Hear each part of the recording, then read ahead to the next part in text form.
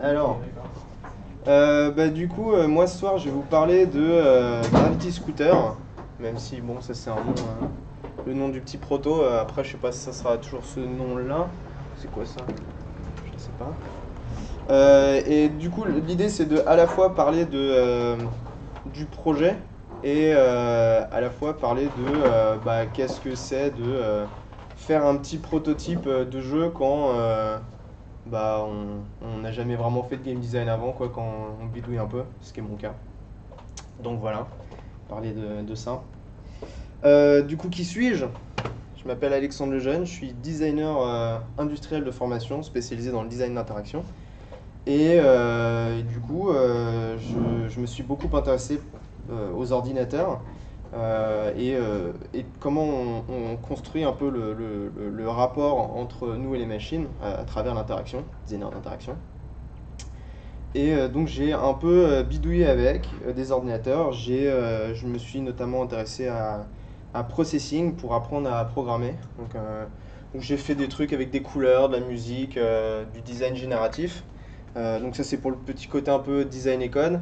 J'ai aussi fait du petit bricolage. Ça en fait c'est le seul vrai jeu vidéo que j'ai créé, qui est en fait juste un Shifumi contre l'ordinateur, mais tout l'intérêt c'était la petite machine que j'avais construite à côté qui vous récompensait ou vous punissait en fonction de si vous gagnez ou pas. Donc si vous perdiez, il y avait une sorte de pchit à chiotte qui vous aspergeait la figure et ça puait, c'était dégueulasse. Et quand vous gagnez, il y avait un petit pchit d'alcool pour vous récompenser. Et ça avait été montré à une sorte de soirée à Vienne avec plein de gens alcoolisés, c'était marrant. Donc juste du bidouillage quoi, et sinon des petits dessins rigolos, des trucs, je sais pas, j'aime bien créer des choses. Donc voilà, c'est un peu pour que vous ayez une idée de ce que je fais, qui je suis. On reviendra peut-être plus tard si vous avez des questions. Enfin voilà. Mais du coup, on est là pour que je vous parle du petit projet sur lequel je bosse, mais aussi de créer des prototypes quoi. Donc pour moi, quand on veut faire un prototype, un prototype, ça a deux fonctions pour moi. La première fonction, c'est de confronter ses idées à la réalité. Parce que dans sa tête, en général, ça marche. L'idée du prototype, c'est de dire, bah ouais, mais du coup, si ça existe vraiment, comment ça marcherait en réalité? Bon, l'idée d'un prototype, c'est pas de construire tout le truc, c'est juste le morceau essentiel pour voir justement si ça marche. Du coup, là, l'idée, je fais un petit dessin, si on balance un truc contre un mur et on voit si ça pète ou pas, quoi. Si ça casse, bah, on reprend le prototype, on le réaméliore et on voit. Voilà. Et la deuxième fonction pour moi, c'est surtout en fait, on n'a pas encore vraiment maîtrisé le langage des idées. C'est-à-dire que moi, si je veux exprimer une idée que j'ai dans ma tête, je dois utiliser le langage. C'est un peu comme un fichier zip. Mais pour être sûr que vous avez bien compris ce que je voulais dire, faut que vous utilisez un peu la même logique pour unzipper ce que je vous ai dit. Du coup, pour un prototype, pour moi, ça aide à faire sortir ce qu'on a dans la tête pour partager nos idées, pour communiquer. Et surtout dans le cas d'un jeu vidéo, je trouve ça intéressant parce que parfois, comme on dit qu'un dessin ou un croquis, ça vaut 1000 mots ou je sais plus combien, je sais plus c'est quoi l'expression, mais un jeu vidéo, je pense, c'est un peu pareil. On pourrait écrire un bouquin entier qui pourrait, pour décrire une scène qu'il y aurait dans un jeu vidéo, par exemple. Du coup, voilà, les deux fonctions pour un prototype, encore une fois, c'est confronter les idées à la réalité et juste faire sortir ces idées de sa tête pour la partager avec les autres. Du coup, Gravity Scooter, qu'est-ce que c'est, d'où ça vient, pourquoi je fais ça dans mon temps libre? En fait, principalement, Gravity Scooter, pour moi, c'est un projet de recherche. Euh, je me suis pas dit un jour, ah ouais, tiens, je vais faire un jeu vidéo. En fait, je voulais répondre à une question.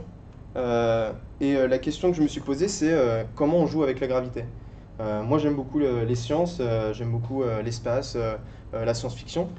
Je voulais créer un petit jeu, une histoire, écrire une histoire en fait, mais interactive, du coup, jeu vidéo.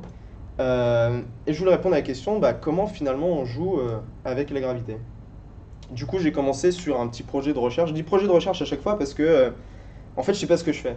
Je me suis pas dit, ah ouais, c'est bon, ça va marcher, bim, et après je passe à la prochaine étape. C'était, bon, je construis un truc, je vois si ça marche. Si ça marche pas, bah, j'essaie de faire en sorte que ça marche. Si ça marche, bah, je passe à la prochaine étape. Donc voilà. L'autre idée que je voulais, l'autre, on va dire, raison pour laquelle j'ai commencé ce projet, c'est je voulais tester une théorie que j'ai commencé à avoir quand j'ai écrit mon mémoire sur l'exploration et le jeu, qui est pour moi la meilleure manière de comprendre un système, c'est de jouer avec. Euh, Dans le sens où, pour vous donner par exemple l'exemple de la physique, pour comprendre le monde, un physicien, bah, il va un peu jouer avec le monde de la physique, il va faire des expériences, il va voir, enfin, il va tester un truc, il va ressentir comment l'environnement réagit et ainsi de suite. Euh, pour moi, dans un jeu, c'est ce qu'on va retrouver, on va jouer avec des systèmes et c'est à travers le jeu qu'on va les comprendre.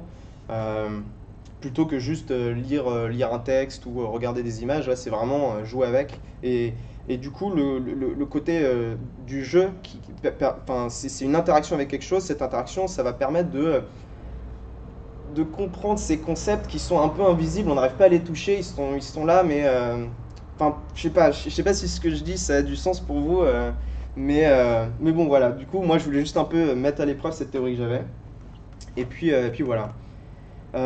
Du coup, voilà, l'idée de départ, c'était un peu de me dire, voilà, si le petit prince, il était sur sa planète, enfin sur son astéroïde, il avait, par exemple, il avait une balle. Hop, il lance la balle, qu'est-ce qui se passe quoi? Nous, on sait, hein, je sais pas, on a un ballon, on le balance, bim, il tombe par terre. C'est youpi quoi, c'est pas ouf. Mais lui, il vit vraiment pas sur le même endroit quoi. Il vit sur une planète qui a une beaucoup plus petite échelle, et du coup, il pourrait beaucoup plus facilement mettre le ballon en orbite autour de sa planète que nous. Pareil, qu'est-ce qui se passerait si je lui donne un scooter d'espace? Bim, voilà. C'est un peu l'idée. Enfin voilà. L'autre raison, c'était que, comme je vous ai dit, j'aime beaucoup la science-fiction, j'aime beaucoup réfléchir à plein de trucs, regarder des films et jouer à des jeux vidéo. Mais ce qui m'embêtait en fait avec à chaque fois quand on aime beaucoup la science et qu'on regarde un film ou qu'on joue à un jeu vidéo, on se dit ah bah non mais c'est pas comme ça que ça marche dans la vie réelle ou ah mais c'est dommage, là je joue à un jeu qui est dans l'espace mais je ressens pas l'immersion que je cherchais parce que finalement ils se sont dit ah non mais ça cette règle qu'il y a dans la réalité, bon non on s'en fout nous parce que du coup le jeu ça le rend plus compliqué, nous on veut se concentrer sur l'histoire, on veut se concentrer sur le combat et du coup le fait qu'il y ait de la vraie gravité, bah, ça nous pose problème. Du coup là je vais prendre un exemple, hein, juste No Man's Sky, mais il y a plein d'autres exemples de jeux ou même dans des films. La plupart du temps, voilà, dans cet exemple là, c'est on prend son vaisseau, on est sur une planète, on décolle, donc en accélérant, on ressent pas du tout d'attraction de la planète, on a l'impression juste de conduire, je sais pas, une voiture dans une sorte de, je sais pas, de gélatine, je sais pas comment dire, comme si on nageait, enfin, et à un moment, je sais pas, on arrive, je sais pas, au-dessus des nuages et on peut juste s'arrêter, on met le frein à main et bim.